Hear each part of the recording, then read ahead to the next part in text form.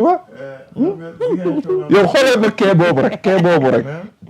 boobu rek ñaata ba dem ci port bi mais foofu waxuma sax ay Cap Skirring wala ay comprendre que comme Brésil mais Abbas Sénégal yi xamuñ Casamance moo tax il faut que Sénégal xamuñ Casamance barricade yooyu ñuy def ci kaw tali ñu génnee yëpp rendre ko accessible ñuy organiser des voyages de découverte. C'est la seule ville qui sourit aux étrangers. Je te le jure. Tu es du nord foo mën a jógee boo ñëwee Casamance da ngay bokk. et puis xam nga lan moo gën a nekk surprise bi. yow boo musul dem Casamance da ngay yaakaar ne joolaay rek a fa dëkk. wala soose yi. mais toutes les sant yi am ci Sénégal da nga fay fekk Casamance. métissage les Saint-Louisiens les Gandiol les ci. Tukulóor Pël Séeréer tout le monde. ñëpp ay après man loolu multiculturel bi fa am man moomu njëkk a surprendre. da ngay dem y a des quartiers yoo xam ne doo fa dégg sax kasumay. mais c'est extraordinaire. des quartiers entiers yoo xam ne doo fa dégg sax kasumay. nature bi baax nga am géej am dex am tout. am lépp te mënoo ko exploiter. mais c'est extraordinaire. surtout boo demee Jemberin ba yegg ci colline bi nii. tiim dëkk bi c'est extraordinaire. c'est les dunes. de Jemberin. mu yéeg naa fa wàcc di àppa. sunu politique yaa amel nañu yàq. alors pour tënk jëwriñ Ndiassé parce que am na yeneen point yu ñuy xaar ak soxna Lalla ci actualité bi tey que retenir de cette visite. bon comme ni ko gars yi waxee lim fa diggee wala mu war ko fa àggali bu déwénee nañ ñu wot résultat yi rek loolu la ñuy xaaruñu leneen xam nga parce que visite bi moom dafa pour man dafa am double face la. visite économique en même temps politique. noonu laa ko jàppee. parce que Diomaye fi mu toll nii dafa soxla approcher sénégalais yi xam ko. parce que xamuñu ko Diomaye sénégalais yi xamuñu ko. non Diomaye buñ ko xamul nu ñuy def ba xamaat ko. gis nga bañ koy voteel dañ doon wax ni borom sikkim bi. te fi mu toll nii mi ngi defaraat boppam dafa soxla approcher sénégalais yi stratégie la pour approcher sénégalais yi. waaw en tout cas daal Lalla. am na jongante yu nekk suñu kanam. mbokk yi ñu ngi leen di nuyuwaat yéen a ngi ci seen émission Bonsoir Sénégal contexte oblige. ak CAN bi Coupe d'Afrique bi. mais on va essayer d'avancer soxna Lalla. donc s'il y a d'autres points yoo xamante ni ñu war cee dikk gën ko yaatal par rapport ak actualité bi. waaw yaa Moussa jotoon nañu gis ne sortie yi avocat yi defoon. pour la révision du procès Mame Mbaye Niang Ousmane Sonko. d'ailleurs sax moom Mame Mbaye Niang jotoon na defaat sortie pour ñëwaat ci loolu. donc li nga xamante ne peut-être moom mooy laaj bi nit ñi di samp mooy. est-ce que mun nañu dem révision procès. loolu mooy question bi. ak aussi su fekkente ni mbirum loi amnistie jaaroon na fi est-ce que du jur contrainte. ci maanaam faisabilité la ñu nekk donte naam le ministre de la justice. madame Yacine Fall garde des Sceaux. li mu war a def na ko.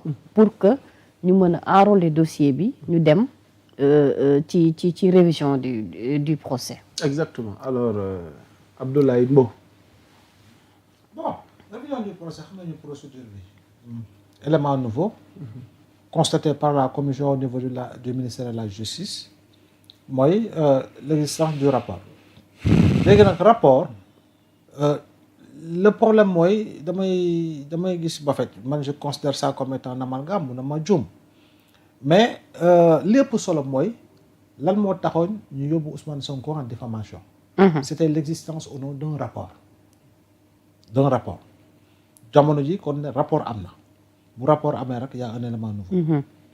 donc loolu mooy premier considérant bi. après ndax Mame Mbaye Niang fan la laal lan la si impliqué wu lan la nangam ça c'est après on verra bien. mais il y a un rapport Prodac étant donné que deuxième élément nouveau mooy 2 personnes incriminées dans le cadre de la gestion du Prodac kon bokk dañuy ne ok y a un dossier Prodac qui est là. kon léegi nag def nañu li ñuy def commission bi ay magistrats dañ fay siéger magistrats yooyu seen cëgal guy ñoo ko yor ñoom ñooy xool apprécier jox aval au ministre de la justice ce que le ministre de la justice a fait en saisissant la Cour suprême. Amnistie c'est une loi ordinaire. La loi ordinaire est supplantée par la loi organique. Loi organique moo gën a féete kaw.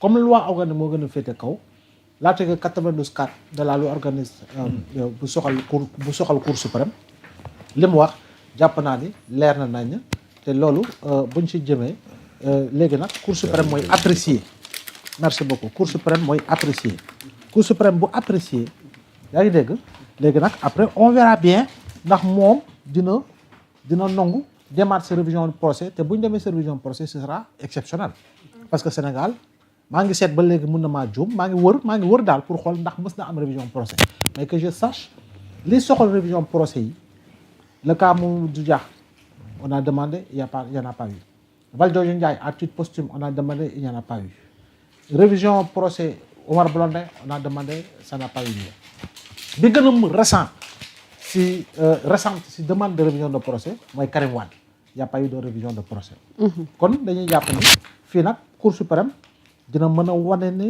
yoonu Sénégal am na fu muy toll ak fi muy màggee par rapport ak li nga xam mooy ubbiwaat procès léegi nag ubbiwaat procès bi nag lay am ci biir on ne sait pas très sincèrement ndax effectivement dina permettre à Ousmane Sonko dans un premier temps au-delà de toute autre considération de laver son honneur parce que xam nañu procès bi lu mu jural Sénégal c'était purement politique parce que Mame Mbaye 3 mois dafa ne je suis satisfait le lendemain ñu ne day def appel ñu condamné 3 mois ñuy dolli chef d'inculpation yi condamné ko 6 mois procès bi tax na ñeenti doomu aadama faatu si ay yaayu des casses yaayu des manifestations toj nañu sa vitre auto y a tout ça autour ba pare ñu condamné la à payer 200 millions encore une fois Cour suprême moo levé la contrainte par corps faudra-t-il le rappeler kon boog yoon la par rapport à toutes ces considérations là qu'il puisse aller dans le sens de demander la révision de ce procès mais encore une fois tout revient à la Cour suprême voilà. alors mbokk ngeen jéggal ñu xam nga li ñu def ci jotaay waxtaan bi mën cee ñàkk waaw Grand Laye déet du ma la bàyyi nga ma sugum de balaa ñuy jàll wala ma jàll vas-y waaw xam nga rek utile ak agréable lañ fi boole c'est bonsoir Sénégal donc alors grand parce que dafa am échéance yu nekk suñu kanam moo xam 2027 moo xam 2029 ndax lii nar a xew nii mbaa li xew nii am na lu mu mën a gàllankoor buñ ko waxee buñ ko waxul tamit ci candidature Ousmane Sonko ci li ne suñu kanam bon situation gi du toll nii man xam nga bon juriste yi ku nekk mi ngi wax mais man li may jàpp en tant que novice mooy li ma mën a gis constaté fait te li ma constaté si fait mooy dossier bi tax na ñu écarté ko si élection présidentielle te voté na si présidentielle bi yaa ngi dégg dossier bi taxoon na ko mu bañ a nekk candidat quelques mois plus tard mu jiite liste